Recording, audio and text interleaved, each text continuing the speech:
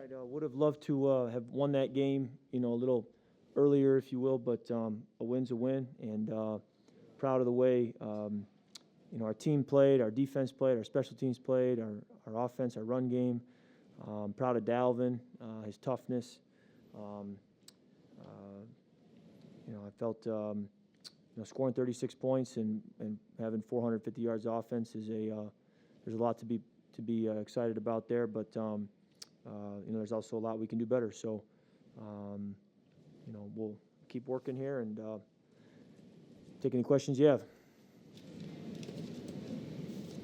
What was it like handing off to Cook, knowing that on any play, he could go off? Yeah, it was just a, you don't have that happen a lot in the NFL where you can run the ball that successfully, that consistently. So it was a great boost for our offense and was really the reason the score was what it was at halftime, in addition to the way our defense was playing. And I just felt our special teams also gave us really good field position all game long. We kept getting the ball near midfield or past midfield, especially in the third quarter. And that, again, goes back to the defense, forcing a quick drive. And then our, DD returning punts and our punt return unit just did a great job. So field position was also a huge help today. Kirk, that touchdown pass to KJ ended up being awfully important. What did you see on that play? The safety just cut the crossing route with Justin, and it was one-on-one with KJ, and felt I should put the ball up to him, and he did a tremendous job, outrunning the corner, but also making a play with the ball in the air. So really proud of the way he made that play. It shows a lot about his ability.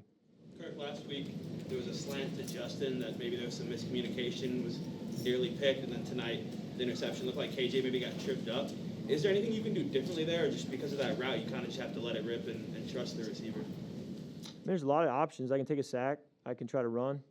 I felt like we might get a pass interference call. Might get it. At worst, if he just runs a slant, I just felt at worst it's a breakup and it's incomplete. But we might get a PI. We might get a completion.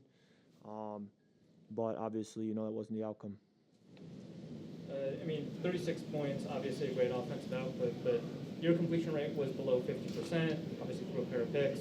How do you assess your performance in the game? We'll have to watch the film. There's some good out there, there's some bad out there, and we'll have to go back and watch it and see what it really was. Kirk, what can you say about your O-line tonight? I know Dalvin was just saying that they just played lights out. He had some huge gaps, and they did awesome. I know the second half wasn't exactly what you wanted, but they showed up tonight. Yeah, those runs were really well blocked. There were gaps to run through, certainly, and I thought our coaches did a good job too, trying to create runs that would work well against that front, and offensive line did a tremendous job blocking to create the run game that we had. Earlier, Mike was asked, were you thinking at all today? Here we go again. Does that go through your mind? How do you handle when you see a game kind of going back to the ones that you've already played this year? I think you just kind of focus on what's important now. What's next? Where are we headed? And when the lead was getting cut, you just focus on what do we got to do now. And you're aware of the clock, you're aware of the situation, you're aware of the next thing you got to do. But it's just tough to let them get back in the game, but we'll learn from it, and like you said, try to make sure it doesn't happen again.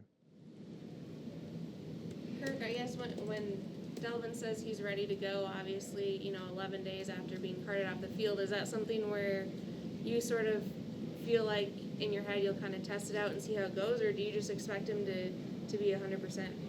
You never know. You don't never know because he isn't subject to contact until he goes, but you obviously know how tough he is, and he's been in this league a while, so he knows his limitations and knows what he can do and knows when he's helping the team and when he can't help the team. So you're prepared for if he can't go, but also understand how tough he is, and he showed that tonight. Is he one of the toughest guys you've played with? He's certainly gotten banged up, in my years playing with him, and he's always come back and tried to fight through things, and I would have to say he's a very tough football player. There's so many tough guys in the NFL locker room, but he's certainly an extremely tough football player. With Adam Thielen out, was there a concerted effort to funnel Justin Jefferson the ball, or is it take what the defense gives you? I think it's what it is every week. Justin's one of our best players, so of course you're going to try to get him the football. I think what's challenging is, if teams are going to take him away, which they started to do. They took him away on KJ's touchdown. They doubled him. They doubled him in a couple other situations, one where we went to Dalvin over the middle on a third down late in the game. So we just had to be aware of when are they going to play him honest, which they were early, and then when are they going to try to take him out of the game and react accordingly. But certainly, when you're one of your best football players, you want to give him the football until they take him away. There were a few passes to him that it seemed like was just kind of off or off his fingertips.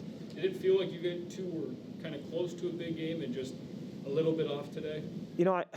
So many of those throws I didn't even get to see. So I was walking out the field, saying to Sean, what happened? I don't know. So I'll have to watch the film to be able to really tell you, what happened. On that 4th and 1 scramble that you did too, obviously it wasn't turned over, but take us through that, what you saw there. The quarterback sneak or the third down? I think it was the sneak. Okay, yeah, just quarterback sneak. Just trying to get the yard, and again, that's probably less me and more offensive line create and push.